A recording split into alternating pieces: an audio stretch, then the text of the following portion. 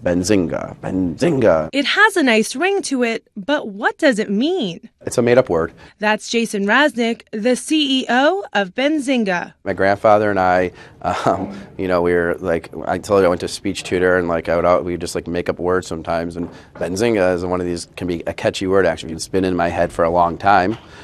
And when we came up with the company, we wanted something that we could create a strong brand. So we wanted something that didn't, have any particular meaning. And while the name is made up, the company certainly is not. This financial media site gives consumers investment ideas pegged to breaking news. And with over 1 million unique visitors a month, it's picking up steam fast. There's a lot of stuff going on internationally, in Greece, the EU. You could probably do a Google search and find 1 million results. We take that news and deliver ideas based off that news. So it gives investors the knowledge of what they can do with it. This was once only available to hedge funds. Raznick's idea of democratizing the investment industry by having researchers and analysts, many of them former Wall Streeters, writing up different strategies for the average consumer to think about was a big one. But this brainstorm has humble beginnings. I wanted to start this company. I didn't have any money for an office space and didn't want to commit to an office space. Walking through the suburbs of Detroit, Raznick reflects on his startup's whirlwind rise and shows me the house where Benzinga began. It seems incredible, but it was only 18 months ago that Jason started his business out of this basement.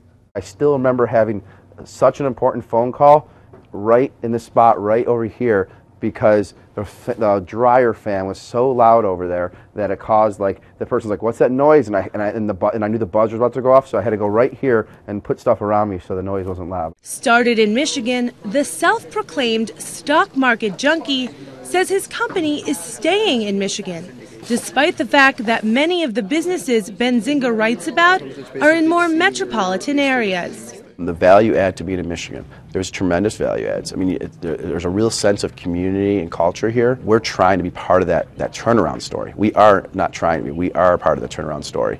And we're going to be a much bigger one. We want to be one of those great companies like a General Motors or, a Kellogg that is in Michigan, that's been here for a long time. Today, the company is growing with 26 employees and looking to hire. We've grown fast, but there's a lot of human legwork. It's not all automated. Focused most closely on small to mid-cap companies, it has partnerships with big-name news sites like Reuters. But for Jason, it's taken a lot to achieve such high achievements. You had a hard time growing up, correct? Oh. I mean, you did work extremely hard to get where you are. Can you talk to me a little bit about that? You mean when I was younger, school? Yeah, I mean, I had to outwork.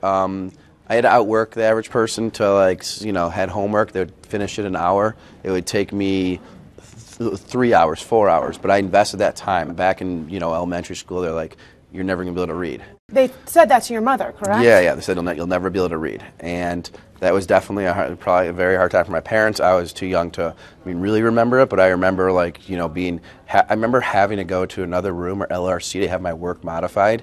And I hated that because it made me feel like I was different. Raznick said it was his family who gave him the confidence to push on in school. My dad always says, "What are the last 4 letters of American? I can." And he says he tries to instill a similar confidence in people who work for him. So congrats to Joe for already taking that initiative and really. He also pushes people to rethink their approach to work.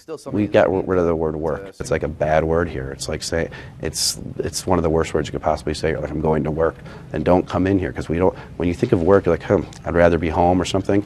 This is a place to create and build.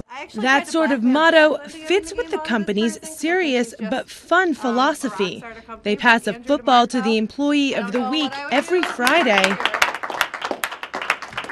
My job wouldn't be so easy if it wasn't for you guys. And all come together for a huddle at the end of meetings. 1, 2, 3, zing! And you guessed it right, zing, another made-up word. But that's how Raznick says they like it. That way they can create their own meaning. It sort of means awesome, great, that's what it means. We want to be zingified. We want to be, we want to do everything amazing. We want to deliver amazing. Reporting in Southfield, Michigan, I'm Christina Scotti.